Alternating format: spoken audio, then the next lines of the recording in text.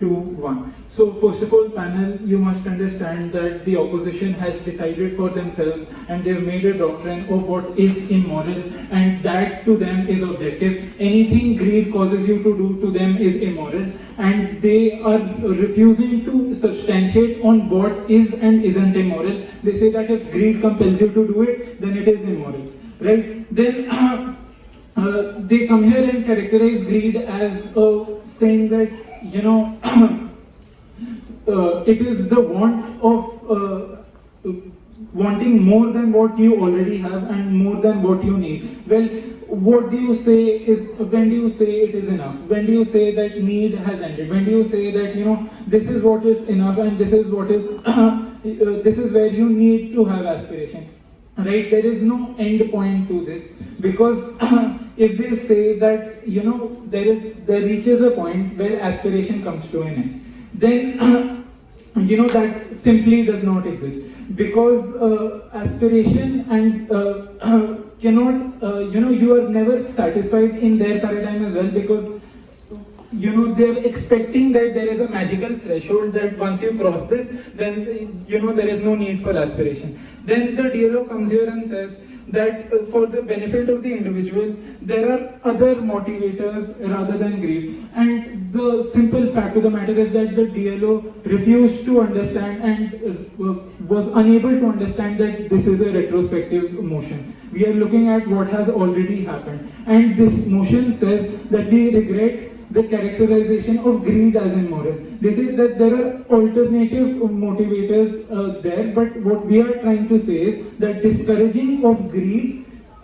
is what is causing problems. It isn't that other motivators shouldn't exist. And of course, the characterization of greed as immoral deters people from wanting more. It deters people from trying to achieve more. It tells you that, well, you should be satisfied if you have, roof over your head, if you have food, then, you be satisfied. This is where the threshold is. But for the haves, for the people at the top of the pyramid, they can keep on going up and up. But for the have-nots, they are the ones that are, the majority people are the ones that are the have-nots, and they are told that, well, you need to realize that greed is bad. It is only for the have-nots that greed is bad, and it is only for them that they need to realize that aspiration for you is wrong, aspiration for us is alright. Then, the status quo is that greed is considered immoral in society. Even then, 85 people or at the top of the pyramid have more money than the bottom half of the population in this world.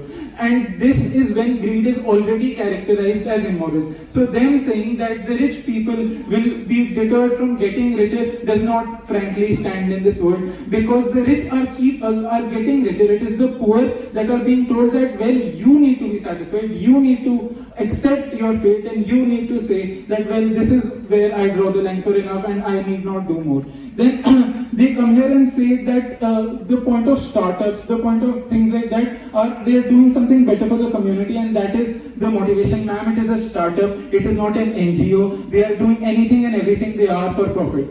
Right? So we must understand that there exactly is our argument. They have greed within them for money, which is what motivates them to innovate. And if we characterize greed as immoral, which we are doing, it deters people from, wanting to venture out to get more for themselves. It, as my DPM explained to you, it creates an unnecessary burden on the mind that, well, whatever I am doing is immoral, whatever I am doing is wrong. And the leader of opposition comes and says that, rich people are inherently immoral. On their side, as I previously stated, they have decided what is and isn't immoral.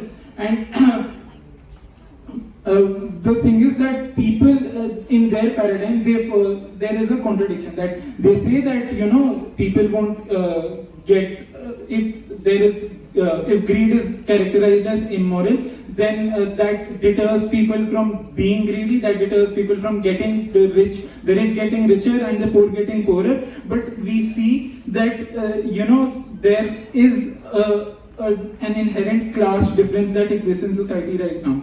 Then they say, the leader of opposition comes here and says, quote, if you have resources, you need to be called immoral. So in their paradigm, they, on their side of the debate, they already believe that if you are someone who has resources, if you are someone who wants to get resources, if you are someone who wants to have money, if you are someone who wants to have a better state of life, then you are already wrong. You need to accept that, Point. a bad, I'll take that, yeah. How will people from underprivileged minorities act on this notion of greed that you have, and where do they get these resources?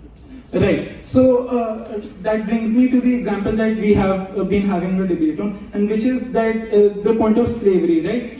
So our point is that the blacks, the haves in this situation are the whites, and they characterize that, well, wanting more for you is immoral, and they indoctrinated within the blacks that, well, this is something that if you want more than this, this is what you're getting, this is what you deserve. If you want more than this, then it is wrong on your part. You need to be satisfied in this, and that is the same for women. Before women had the right to vote, before women's liberation, they were told, well, what you have is good enough. What you have, you need to be satisfied with. Why are you being greedy? Why do you want the position of a man? Why do you want to do what a man does? Why do you want the role of a man in society? And that brings our argument up a notch, because when we tell these minorities, when we tell these people who are from underprivileged sections of society that, well, your want is wrong, and say nothing about the want of the haves, and tell them that your aspirations are what is causing problems in society. That is where they lose this debate. That is where we win this debate. Then the DLO comes here and says that for minorities, they say that the haves will be discouraged from being greedy, and there is this reputation for the privileged people that they need to protect, which is their main line of argument against us. But panel, you must realize that this reputation existed when the whites were exploiting the blacks. This reputation existed when the women did not have the right to vote. This reputation existed when casteism was rampant and Brahmins needed to protect their reputation in their paradigm. But still, the lower sections of society were told that you cannot want more and you should not want more, and that is where we win this debate. Thank you so much.